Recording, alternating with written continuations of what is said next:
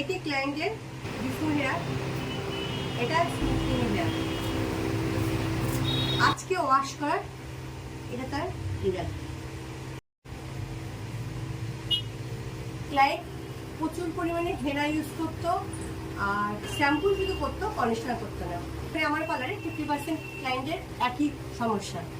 সবার উদ্দেশ্যে একটা কথাই বলছি, দেখো শ্যাম্পুটা করা মানে হচ্ছে কি স্কাল্পটা ক্লিন করা, আর এই যে হেয়ারে যে কিউটিকলগুলো থাকে সেগুলো হচ্ছে ওপেন হয়ে যায়।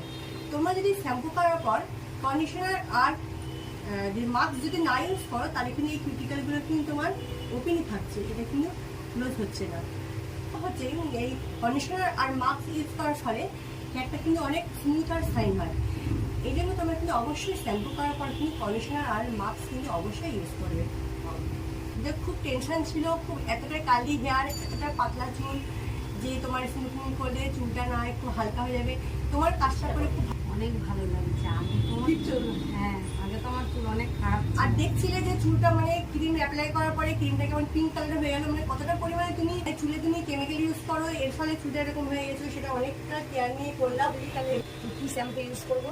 হ্যাঁ, এই স্মুথনিং করার পরে অবশ্যই কিন্তু সালফেট ফ্রি শ্যাম্পু কিন্তু তোমার ইউজ করবে। ঠিক আছে, থ্যাংক ইউ।